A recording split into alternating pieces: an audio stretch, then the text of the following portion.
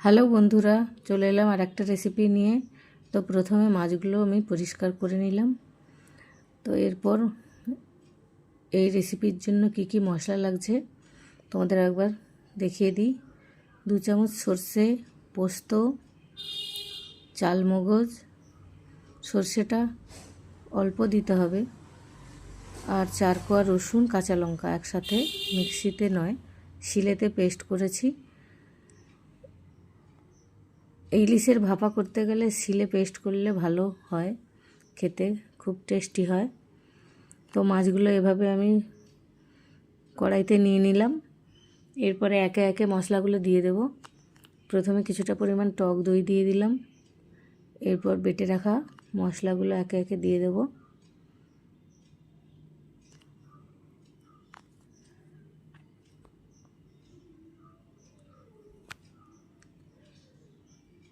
হলুদ গুঁড়ো, পরিমাণ মতো নুন, লাল লঙ্কার গুঁড়ো, আর কিছুটা পরিমাণ তেল।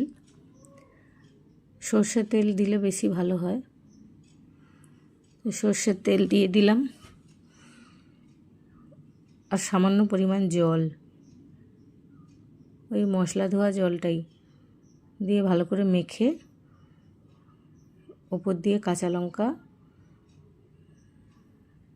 দিয়ে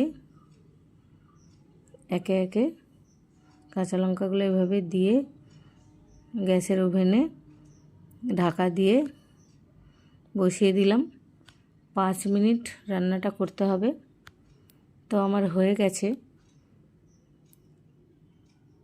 মাছগুলো তো খুব নরম, ইলিশ মাছ যেহেতু নরমই হয়। এপিট ওপিট একবার করে উল্টে দিলাম। এক সাইড হয়ে গেছে, আর এক সাইড এভাবে উল্টে দিয়েছি।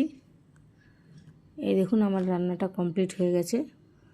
তো আমার ভিডিওগুলো কেমন লাগে লাইক কমেন্ট শেয়ার করবেন। এইভাবে ইলিশের ভাপা একবার বাড়িতে বানিয়ে খাবেন, খেতে অপূর্ব হয়। দেখা হচ্ছে পরের ভিডিওতে। ততক্ষণে সবাই ভালো থাকবেন। টাটা।